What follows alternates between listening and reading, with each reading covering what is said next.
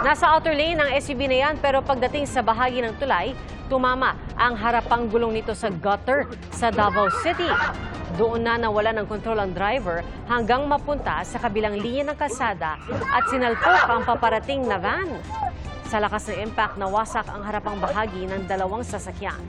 Sugatan ang dalawang driver at magsasampa ng reklamo ang driver ng van laban sa SUV driver.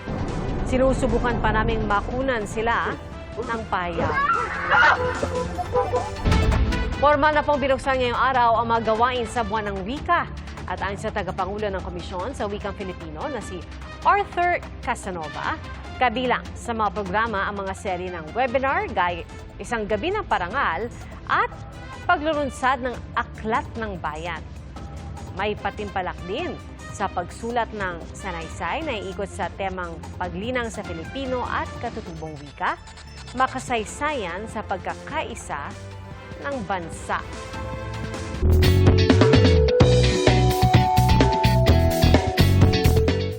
Napahinto si Pope Leo XIV habang nag-iikot sa St. Peter's Square sa Vatican City. Ang isang grupo kasi ng mga deboto may bitbit na pasalubong. Isang box ng pizza na galing pa sa Chicago na hometown ng Santo Papa. Ikinatuwa ito ni Pope Leo XIV at nagbigay pa ng thumbs up.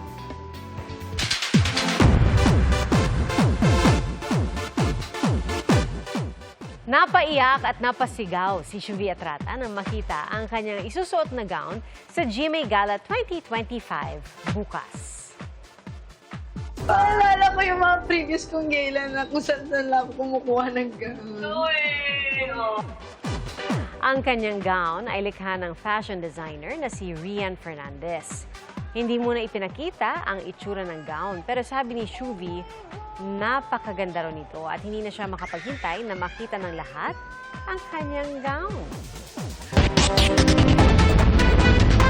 Abangan namin yan bukas, Shuvi. At mga kapuso, salamat po sa inyong pagsaksi. Ako po si PR Kanghel para sa mas malaking misyon at sa mas malawak na paglilingkod sa bayan. Mula sa GMA Integrated News, ang News Authority ng Filipino. Hanggang sa Lunes, sama-sama po tayong magiging saksi!